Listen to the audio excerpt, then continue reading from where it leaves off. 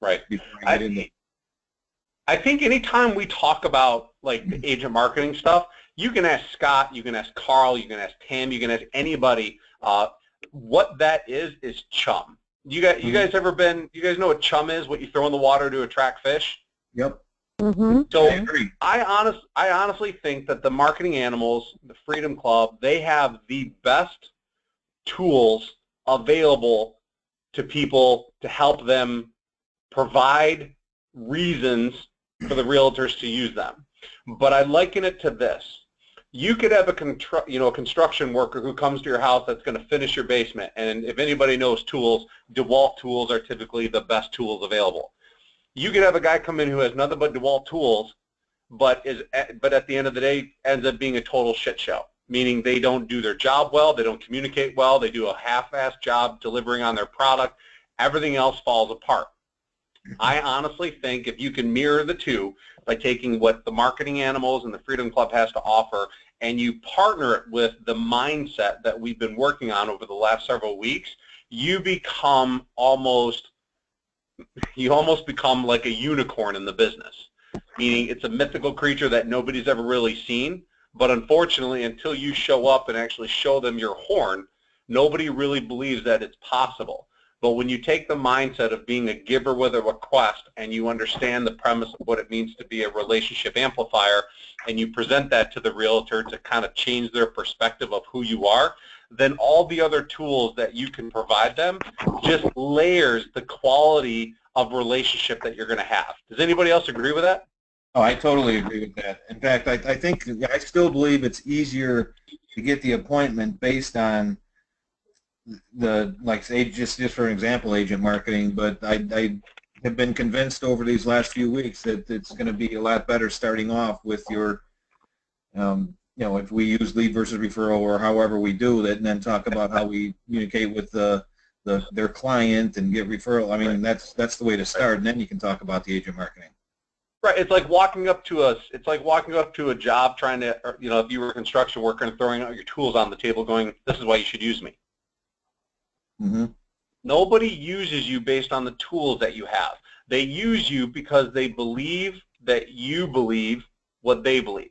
Like you share a common goal. And that's why I think that conversation when you start off with by saying, how do you define a successful transaction, is almost paramount to have right out of the gates because it puts everybody at the same starting point. Now, I don't care if they get business from, you always do care where they get their business from, but when you start analyzing why they don't have referrals to give you, that's where the marketing animals comes in. That's what's going to make you a even greater consultant to them. And I think once they see you as being, I did a lot of networking events in my career.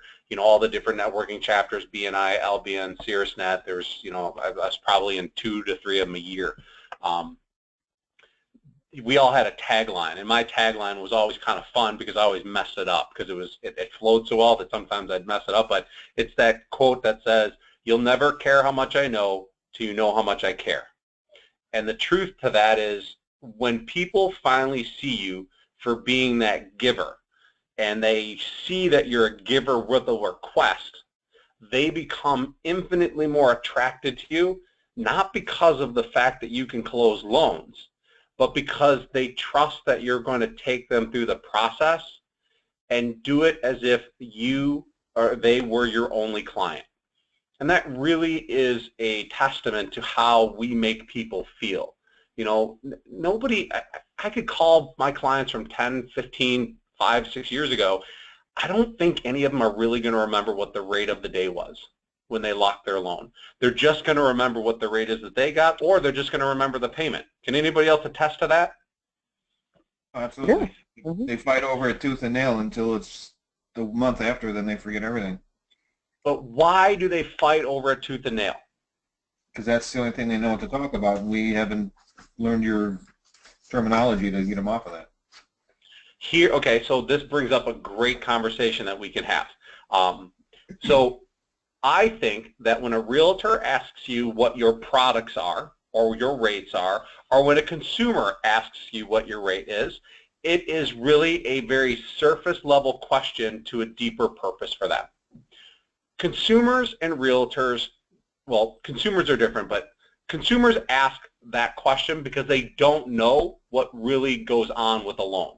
I don't think you could sit down with a consumer and they would be able to name off 15 to 10 of the 100 things that could go wrong in a transaction. I'd be shocked if they could rattle off 10 besides appraisal and home inspection.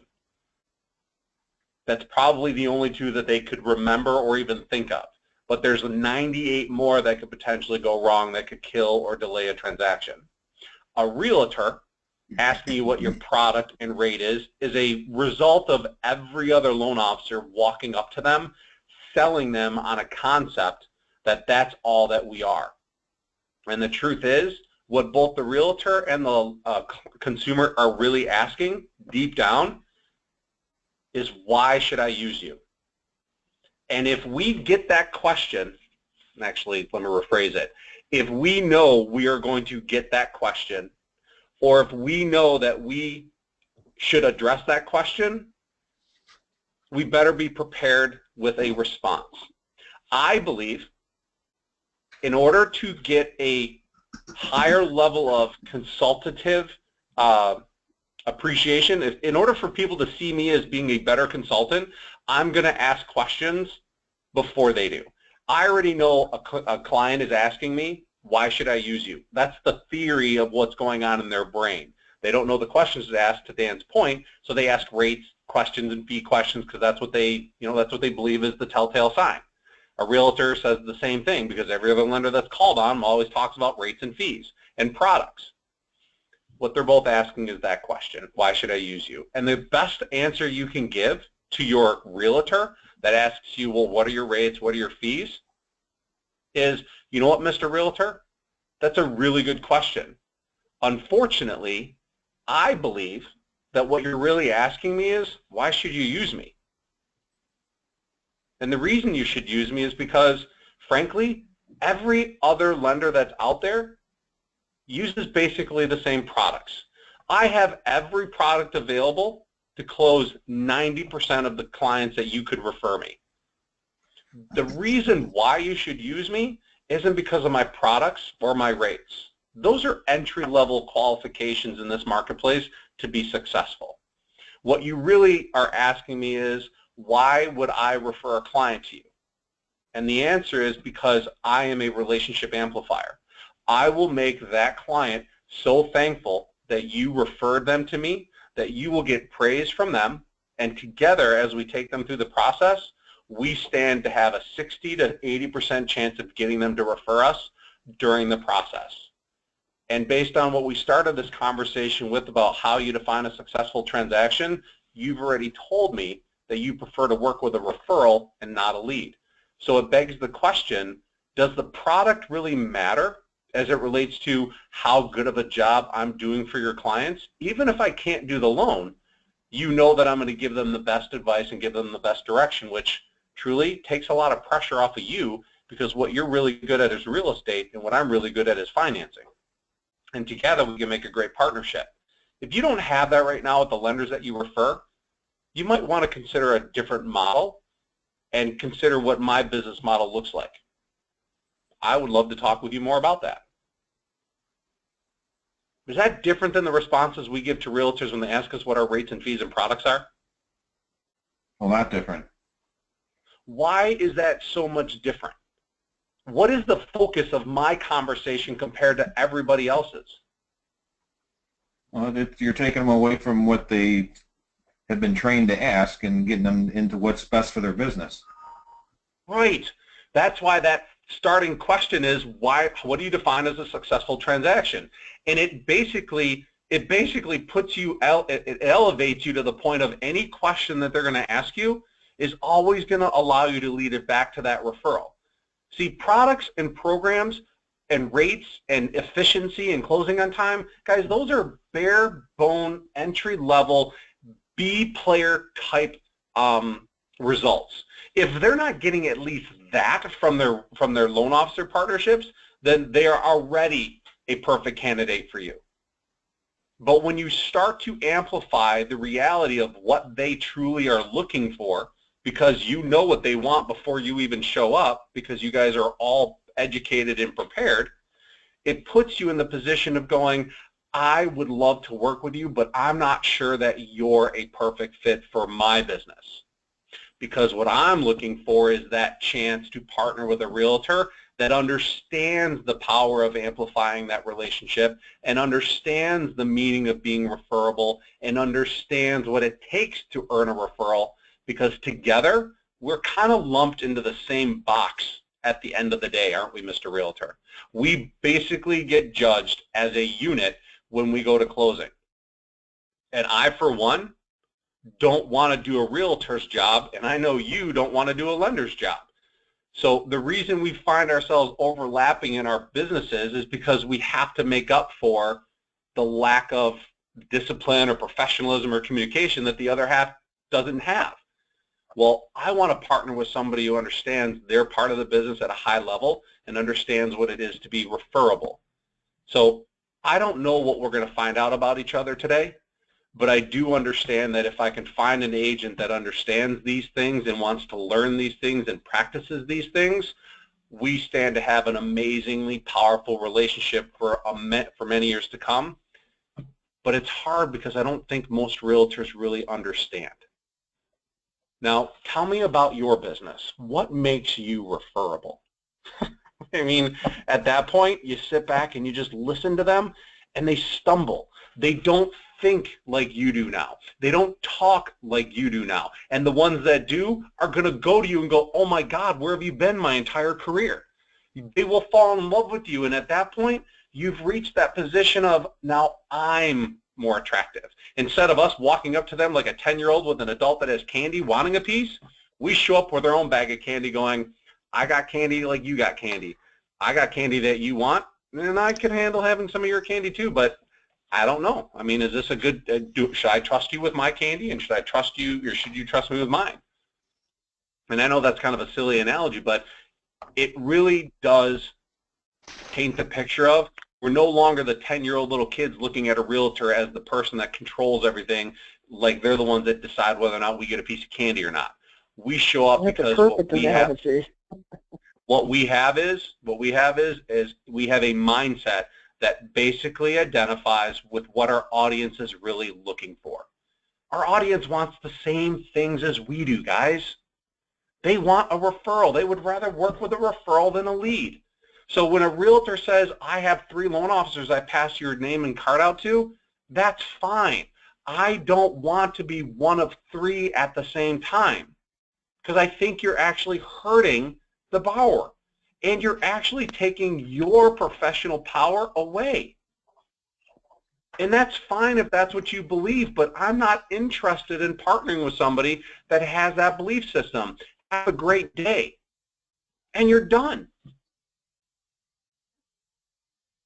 There's enough realtors that you can meet on a weekly basis.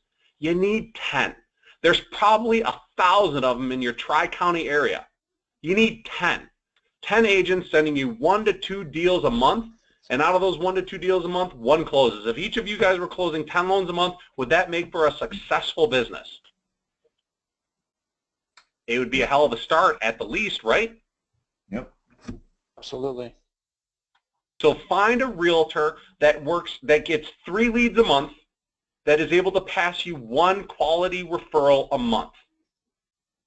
You'll get a realtor sending you 2 to 3 a month, but you want a realtor that's getting 3 referrals and gives you at least 1 of them. That's the conversion rate. And if a realtor really understands the power of what it means to build relationships, and believe me, they're out there, you'll connect with them. So I had a loan officer call me separate to the call that we do on Friday. She called me Tuesday, and she's like, Doug, I got to be honest with you. I met with 2 realtors today, and I used the presentation that you've taught us to use. And when I sat down and told them that I'm not sure that you're a good fit for my business, and I'm very particular, and she went into the whole presentation, she goes, the realtor sat back and looked at me and like they were kind of offended at that moment, but then it sunk in, and then within 20 minutes, we had found a connection about our businesses, and before we left, she'd given me 3 referrals. 3 quality referrals that she had gotten over the weekend that were looking for some great consultative advice. Now, I don't know if they're going to turn into loans, but all 3 borrowers, she got the names, phone numbers, and was able to contact them. 2 of them had to do with immigration stuff, and another one, I forget what it was exactly. But do you define that realtor meeting as a success? Absolutely. I do. 3 referrals before you leave the meeting? Her only disappointment was it took her an hour and a half for each of the realtor meetings. And I said, that's something that you can fix pretty easily. And we can work on setting the barriers and boundaries of what your meetings need to look like as far as time goes, because it actually makes you look more attractive when you cut the conversation off and you tell them that you have another appointment to go to.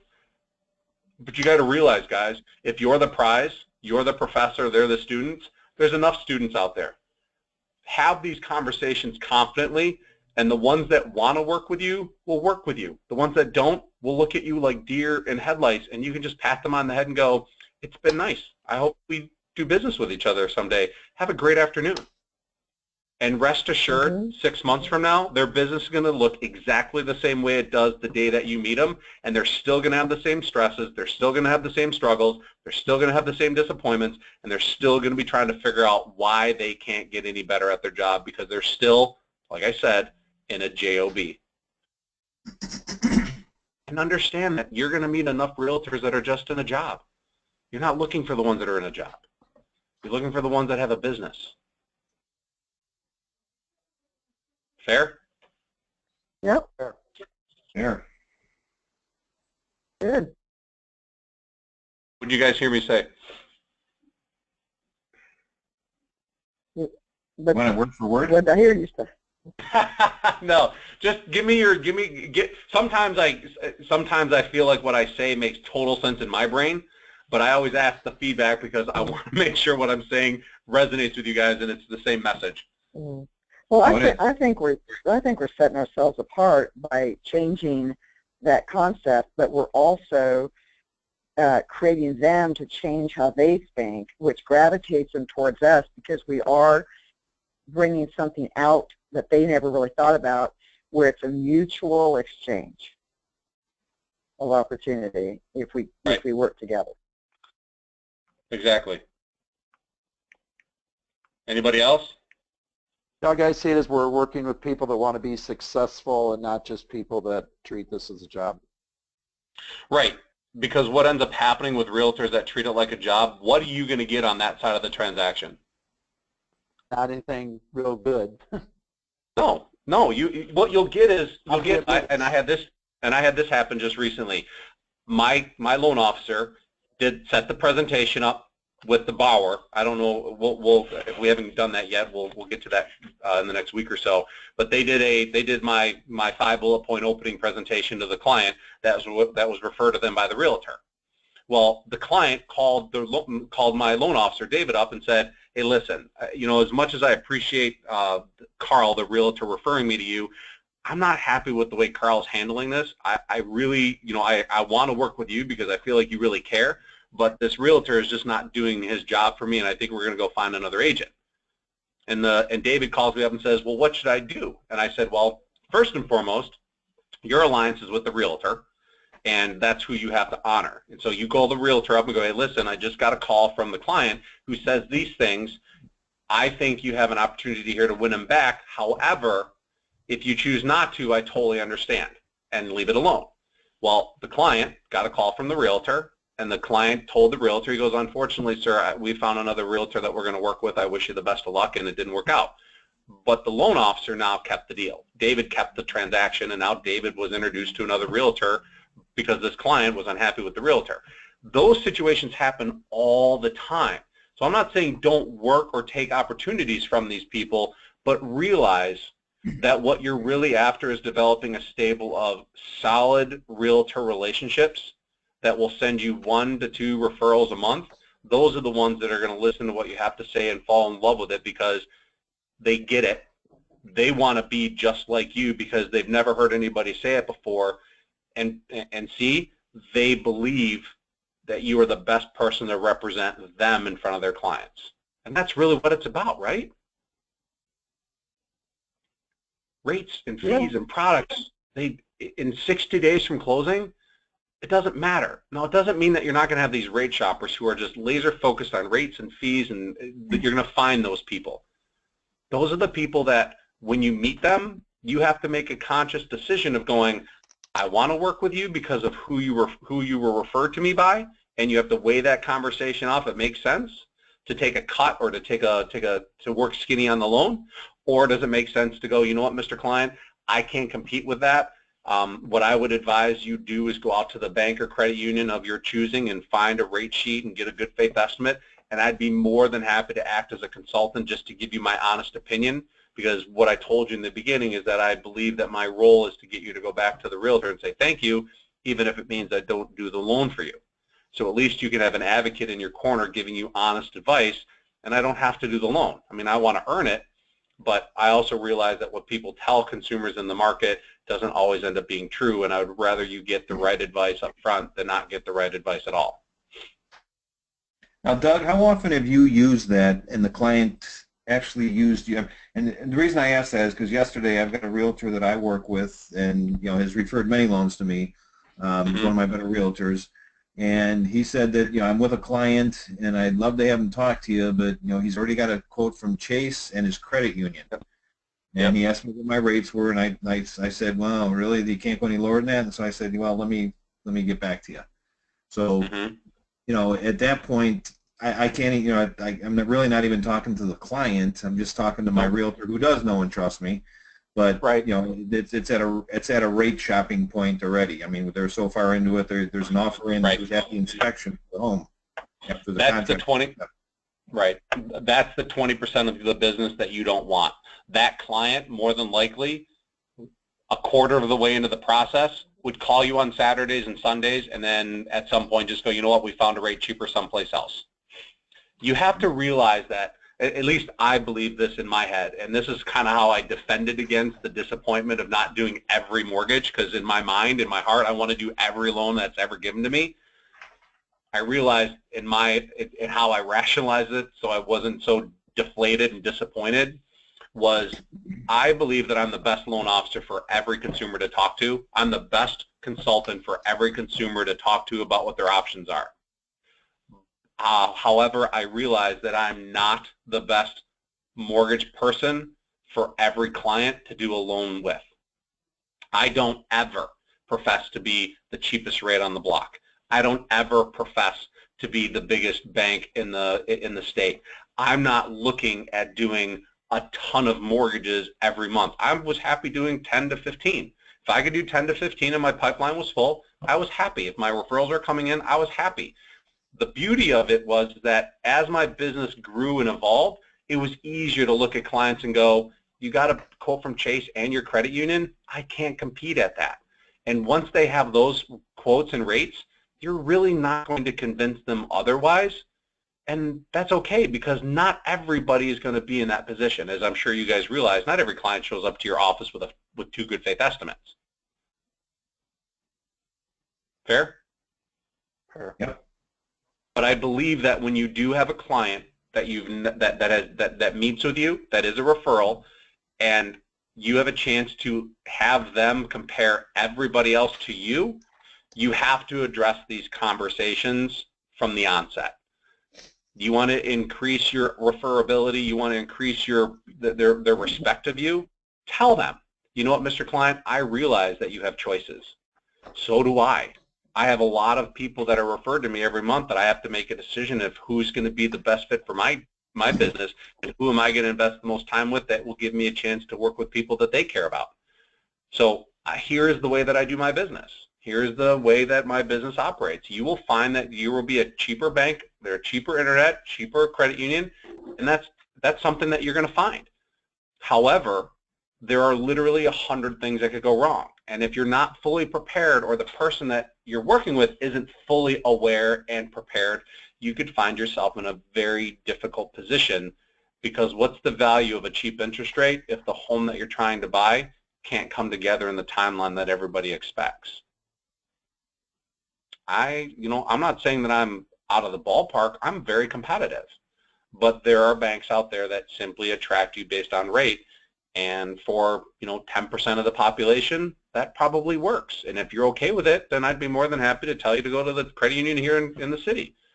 However, most first-time home buyers, most move-up home buyers, most consumers in the marketplace that I was in always had some challenge to their profile, right? There's always something, whether it be deposits, whether it be gift money, whether it be job, whether it be deductions, whether it be, whatever it might be. Those things always raised a red flag to me and said they need a consultant. And that's why setting the stage in the beginning is so meaningful and so powerful, because regardless of what happens, my number one responsibility was to expand the brand of my business, not close the loan. Because if I expand my brand enough, I'd end up getting enough mortgages.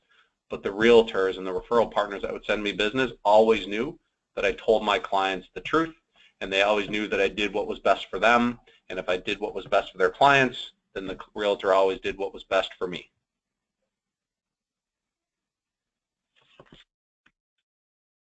Does that make sense? Yeah. Sir. You guys have any questions? Is this helping at all? That's great. Yeah, it's very innovative and different, and it's innovative to us. It's old news to you, right? Right. Well, and here's the cool part. Do you guys realize that everything we talk about today, everything we talk about on our calls, do you know that your response is the same response that every realtor will have? It's old news to you, but it's refreshing to us, and it's innovative to us. So the realtors, that is what they're feeling and thinking when you are able to present this information in a way that's conversational and consultative. So for the same reason that you guys are sitting on the, what's that? No, go ahead. No, and so for the same reason that you guys attend the call and you guys are on it and stay on it and appreciate it, that's what your realtors are going to be doing. And pretty soon, your realtors are going to want to learn how you do things, especially when you start the conversation off by, would you prefer a lead or a referral? And then the marketing animals tools comes in and goes, well, I wish I had referrals to give you. I just don't have any business. Well, it's funny that you ask. I could help introduce you to several campaigns that I could teach you about or have you be a part of that would help you stimulate your business and help you grow it more organically with the right mindset if you'd be interested. But you have to make a commitment to me. You have to commit to me that if I do this with you, that you're only going to refer me as your real loan officer until I don't earn the right for it. Come on, guys. How freaking hard is this? It's not. The realtors are starving for this kind of stuff. Good. I really enjoyed it. I got to run and take my call. I know you do, I really enjoyed it. Thank you. No problem. I'll send you the replay. Okay, thank you. See you, Suzanne. So, hey, Scott, I have not heard much from you today, brother. What do you think? Well, I was on mute for a long time. Then I finally realized I've got my headphones in, and I'm like, why isn't he saying anything? But then I looked, and I was on mute. It's good stuff. I can tell you've been in B&I because it's a lot of the things, the referral versus the lead and those types of things, and how you see things. Yep. I've been in for almost 10 years, so. Yep. It's good stuff. Good. What do you is what I'm giving you, Scott, especially because I know a little bit about how you work and whatnot. Do you think that it has it changed the way you look at your business, or is this kind of fall in line with how you've always done things? I'd say both. I mean, okay. 2 weeks ago, you brought up the thing about don't keep me a secret, and I definitely used that with a couple clients. And I reminded them today that I'm still looking for a referral from them. Yep. I missed last week, so I caught up on that this morning. I wish I could have been on live last week. No problem. No, it's all good stuff. I'm a firm believer that if you have an open mind, you can learn a lot of things from anybody that teaches, and then you just need to put it in place, put it to work. The cool part about Go ahead, I'm sorry. I want to work with 6 to 10 realtors because that's Yep. all I need, because I can't handle 50, and I don't Right. want to handle Right. 50. Right, right, So, right. I think the cool part about this is that we all genuinely are really good people. Like, none of us are the typical salesperson. We all represent ourselves at a very high level, and we're very attractive to our clients. We're very much givers, which is a quality you can't really teach somebody. The power behind being a giver is realizing that if you can match that with a request, you tend to amplify your opportunities by 60%. If you're good at asking for what you want in return, you amplify your chances by 60% of growing your business with referrals.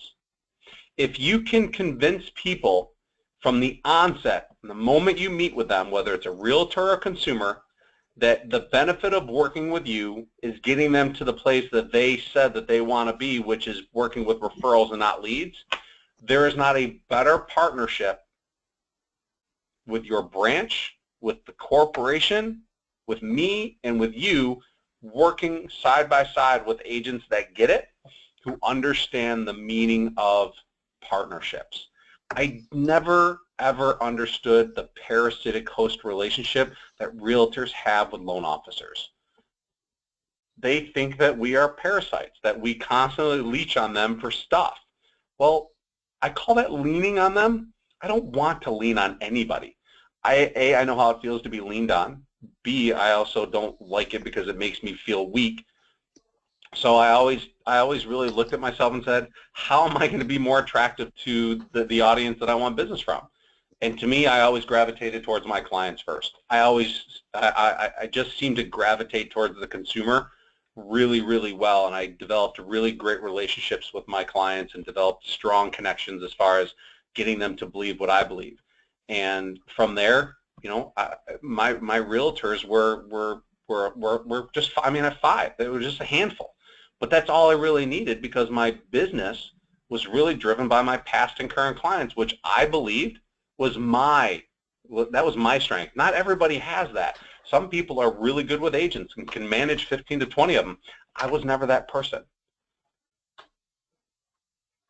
So it can be whatever you want, but what we're all after is the same thing. We all want to work with people who trust us, who believe us, who validate us, because you know what the amazing part is? When you get that, when you go home from your job, you actually feel greater about yourself than when you went to the office. And what that means as a byproduct is that now you get to go home and be the better husband, be the better father, be the better friend to the people in your life that truly matter. And I think that's why I stuck with this philosophy for so long and worked really hard at developing it. Because for me, I was a single father. And so I wanted my daughters to see me as being the man that they eventually wanted to marry. I wanted them to use me as the benchmark. And I didn't want to be that guy on the phone or that guy stressed out over my loans, or when I had my girls, I didn't want them to have to feel like they weren't sure if they were going to see me or not. So I validated myself and my business by getting people to refer me. And I used that as the motivation to keep growing and growing and growing, because if my daughters saw that in me, then I knew eventually they'd find a man in their life that had similar qualities, and I think that would be okay. workplace balance. That's it, man. It really is simple. Hey, I mean, Doug, it's simple. Yeah. can I lean on you on something? I know you mentioned that you've been in a lot of B&I groups and so forth. I'm in it's not B&I, but it's similar to that. It's an exclusive referral group, and we meet on Friday mornings, and I'm scheduled to talk, not tomorrow, but next week. Yeah. And, you know, my thought was I'm going to kind of try to put this information to use during that talk. Yep. You know, it's a 20-minute talk. And I just want to get you on what. Oh, I love those. I love those presentations. So you guys got some time, and I'll kind of dig into this, or if you guys have to go, you have to go. Oh, I've got time. Okay, so I've been in so many networking event groups, and you know the funny part is that I've been fired out of probably 80% of them. I was fired out of them because I couldn't go to the meetings at 7 a.m. in the morning. I went for a while when I owned my own company, and before that, I was I was married with young children. And later in my career, I realized that half the people that attended these networking events, you were credited for coming on time and not credited for the referrals that you gave. Meaning I got kicked out of 80% of the groups, but I always was either the 1 or 2 leading referring person to the group, but yet I always got terminated because of my lack of attendance. But when I came with referrals. And so my struggle with networking groups was always, most of these people aren't referable. I mean, let's be clear about this.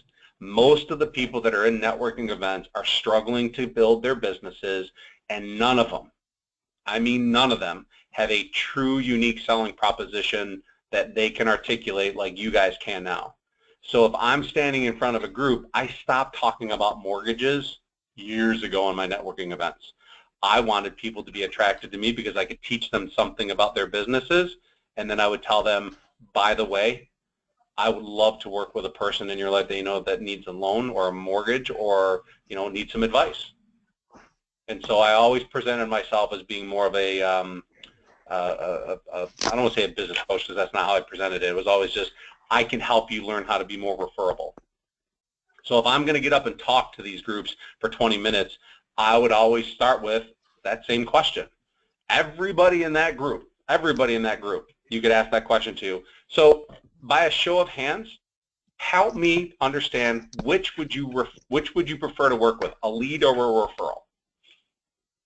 That's always such a great opening line for anybody in small business. And then I would talk to them about what it means to be referable.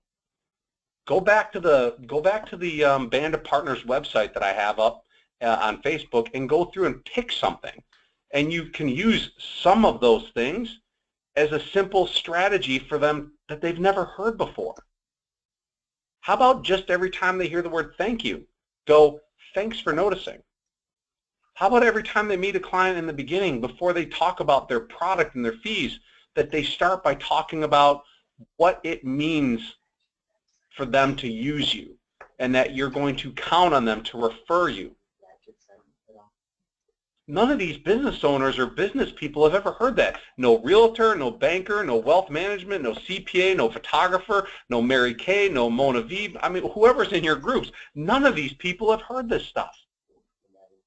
So if I had 20 minutes to talk, I would talk about that.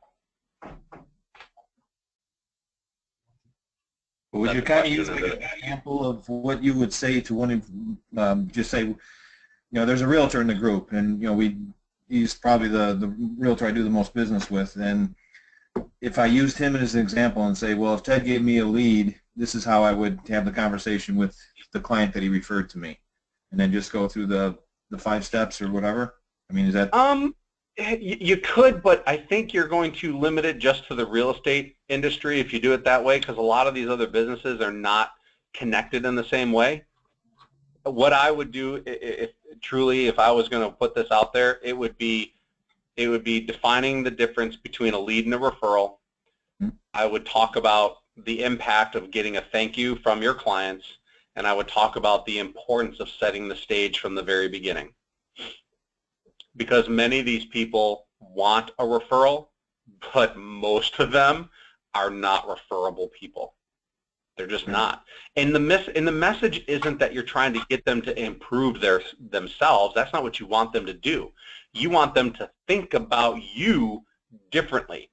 You want them to refer you to the people in their life to do a mortgage. I think they call them a tier 1 or tier 2 referral. Like I think it's a tier 2. Tier 1 is them to you, and tier 2 is somebody they know to you.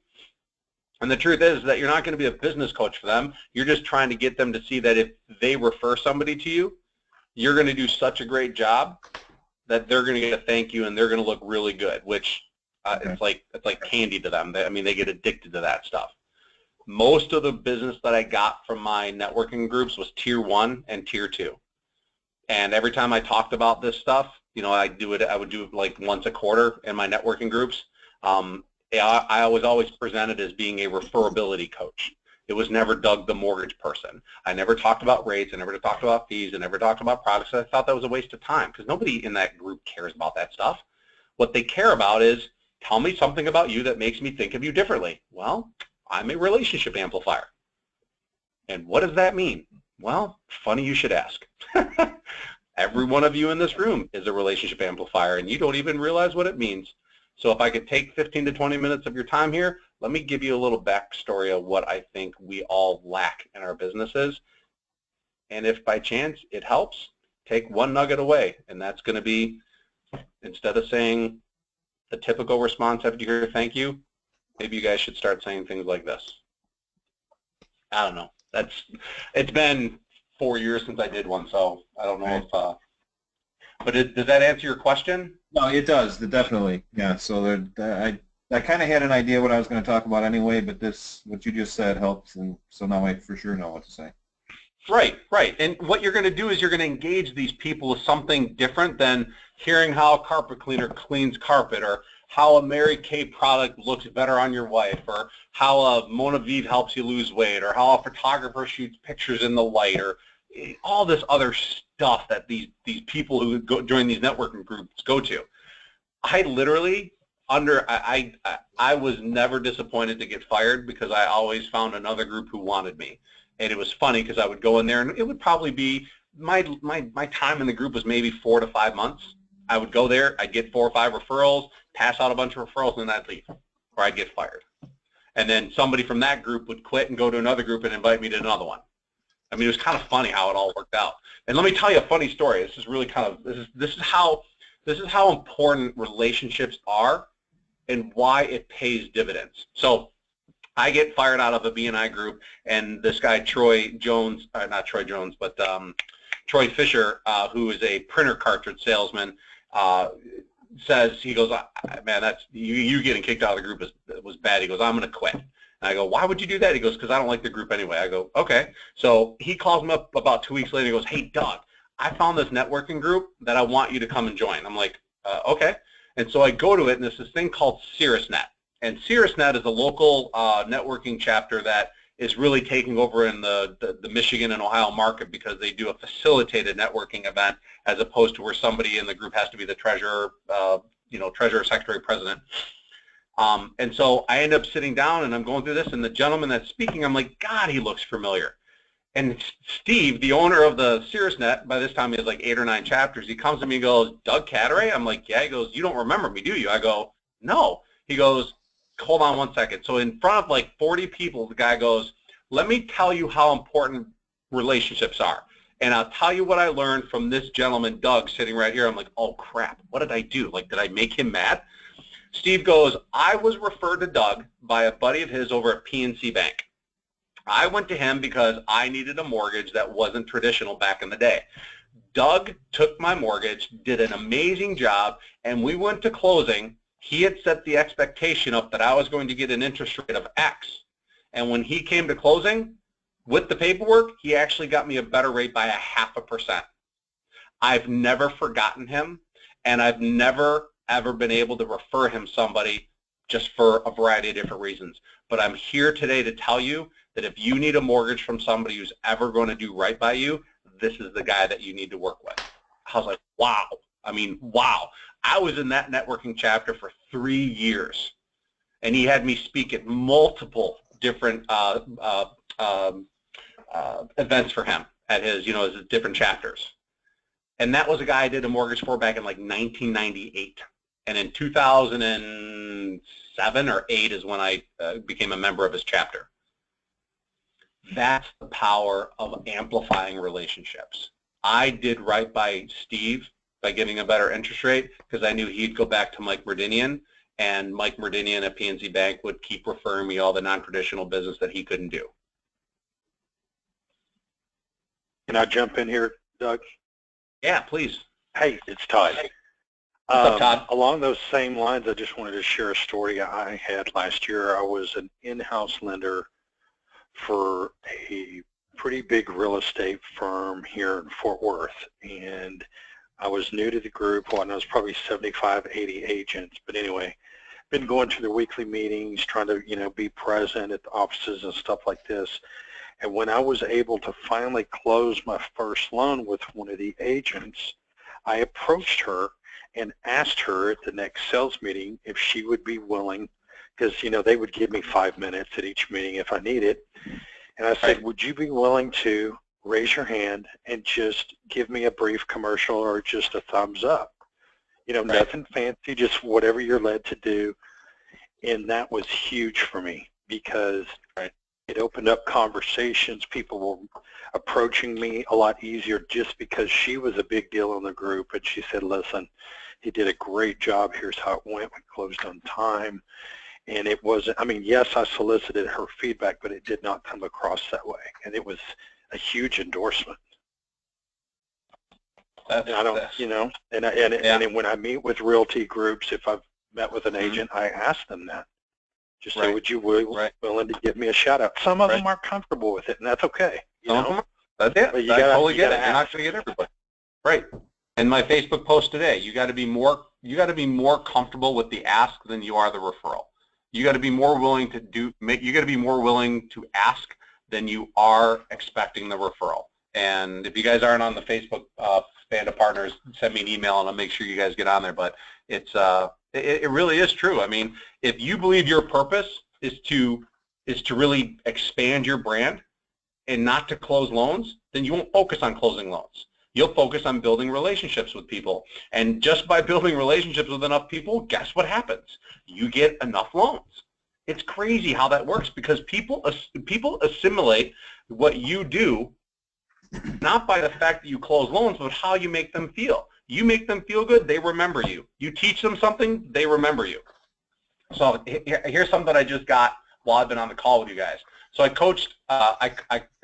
This is an example of what it means for the triangle of trust. And I've explained that to you guys before, right? How amplifying relationships. So there's a branch here that hired a loan officer that's been in the business a while.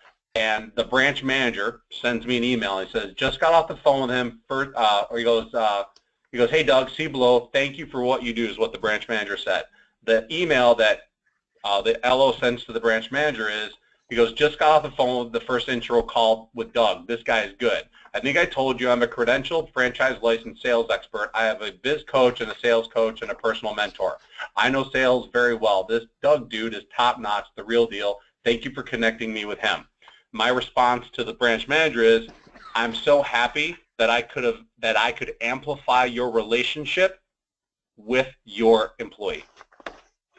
Because I care not about the compliment, but how the branch manager feels about the way his LO now thinks about the company and me. That's my goal. That's truly what I'm after.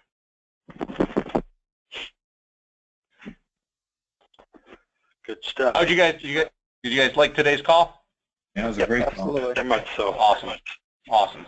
I like hanging out with you guys, man. I really do. I have a lot of fun with these. I'm glad I can give you guys something that I've learned that improves your businesses.